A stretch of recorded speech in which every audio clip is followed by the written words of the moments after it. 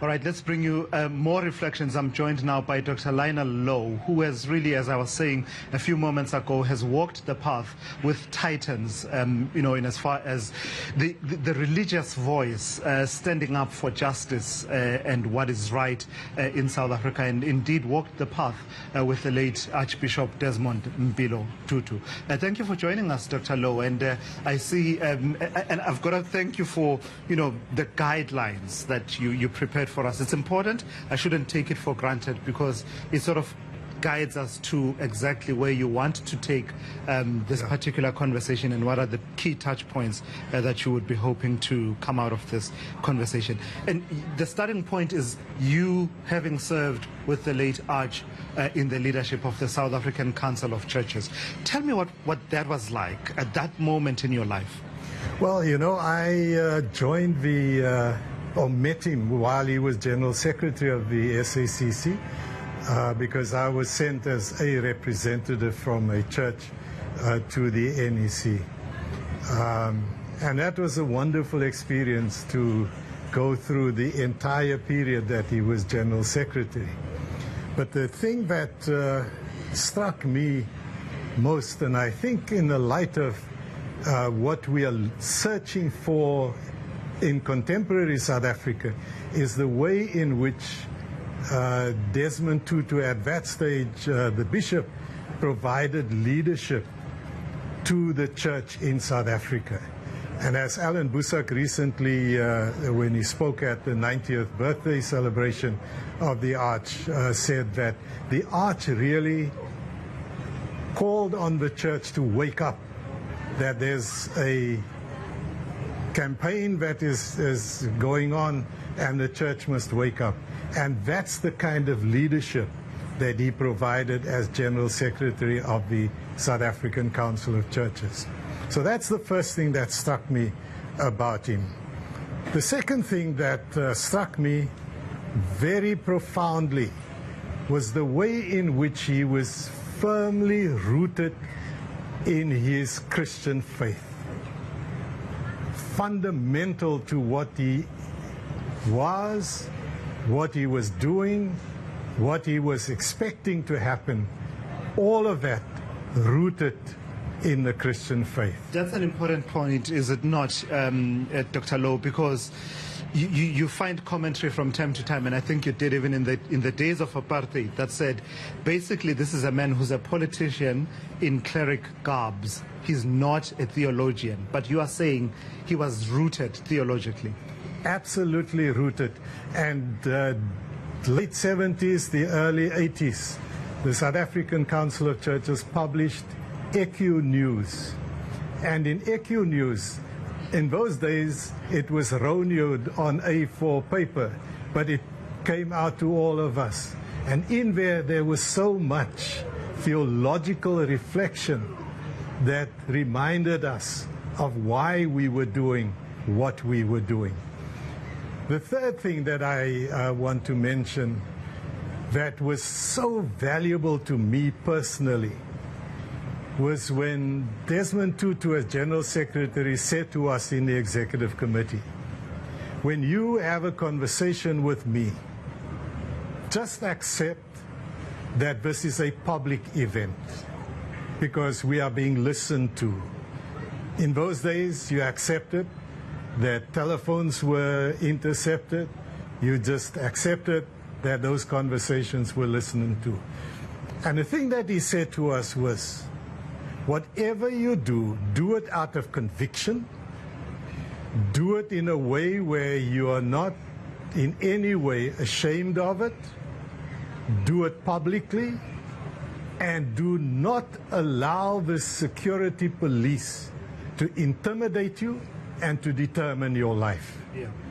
And that was so valuable because we could then, as we participated in all these funerals that we had to conduct, in all the marches in which we participated, we were doing it with our heads high.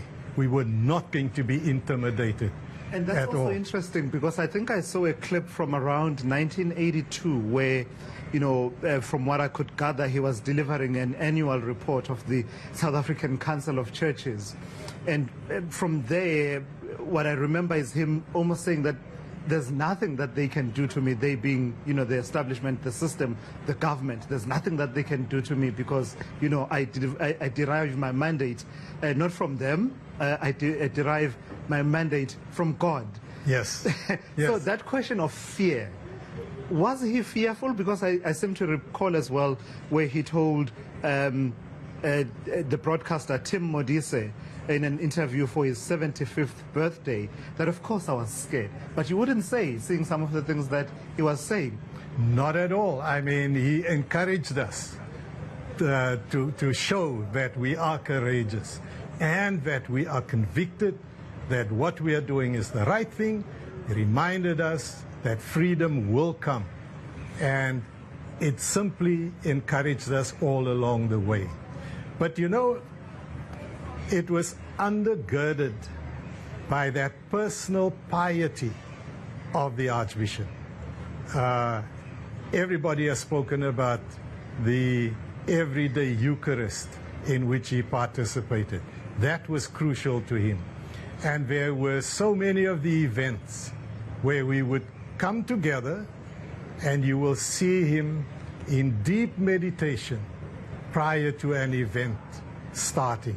And that personal piety, coupled with that rootedness in his faith, enabled him to be resilient, to be courageous, and to encourage us to do likewise. How much of a shake-up of, the societal system at the time was it when he took up residence at Bishop's Court?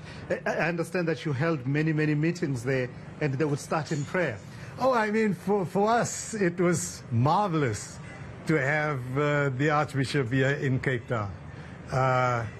And I recall so many of those meetings. He would sit in the lounge with a little bunkie on which he had to put his one foot because he had a leg. He needed that support.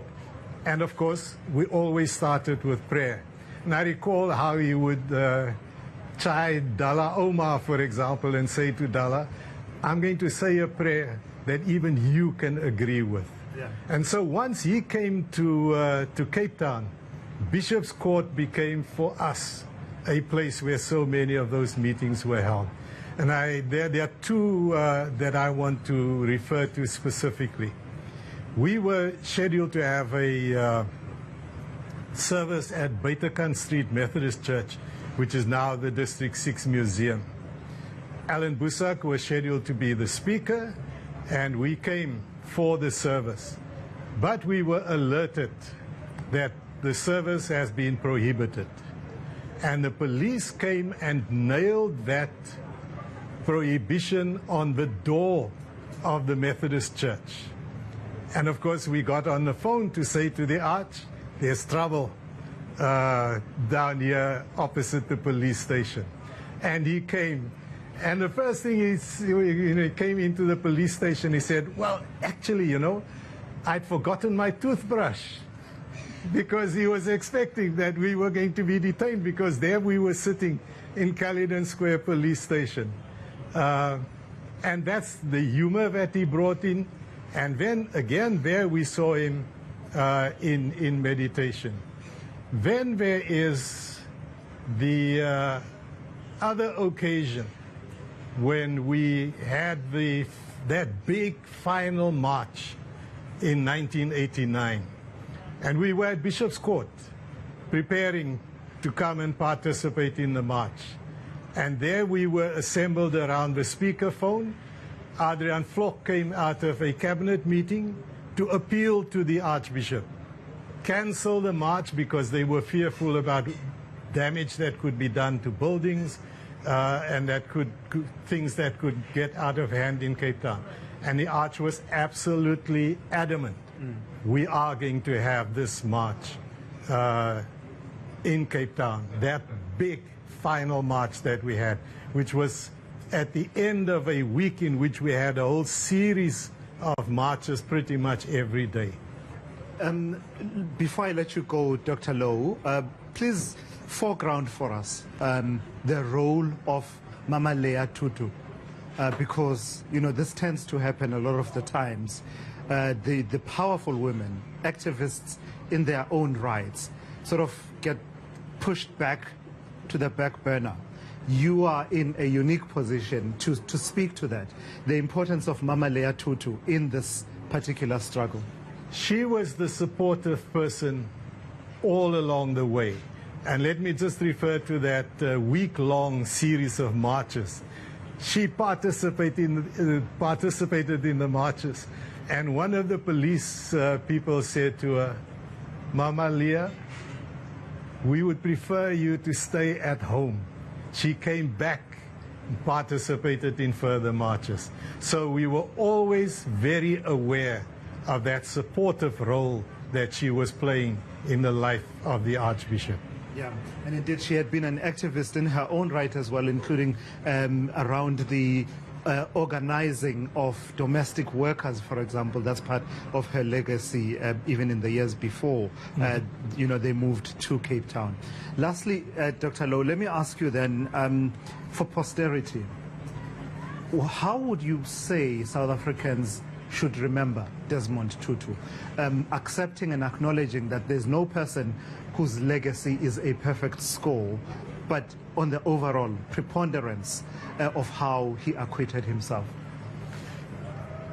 Two things I would say. The one, Thulas, is his resilience. In spite of all the intimidation, he persevered. So that resilience, we must not give up. And he always spoke about the fact that we must have hope for the future. Even when he spoke about the democratically elected government not doing the right things in terms of the poor and the marginalized in society, always encouraging us to have hope. So that's the one aspect, resilience. And then the other is the consistency that we see throughout his life. Consistency around justice, consistency around love, consistency around peace, consistency around embracing everyone. And one of the wonderful things that he taught us is that, and he published a book with the title, God is Not a Christian. As a person rooted in his own faith, he had the capacity to embrace everyone, and even those with no faith, or who claim to have no faith.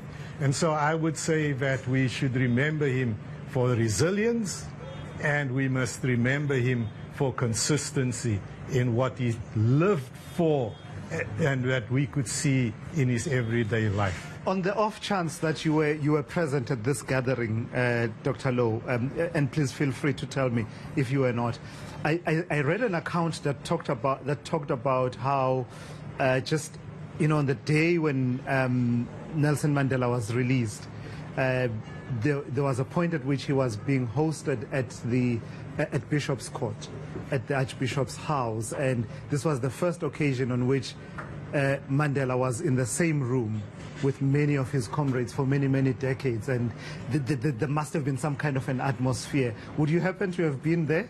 No, unfortunately not. I was certainly privileged to be here inside the City Hall and was able to shake Mandela's hand before he came out to address the crowd with our two children. And that was a very precious moment for us, but unfortunately not at Bishop's Court. Just as well, I was going to ask you to break whatever privilege must have been there and share it with the nation. Thank you so much for your time. Thanks very much for the opportunity. Sharing his own reflections on the life of the late Archbishop Desmond Tutu.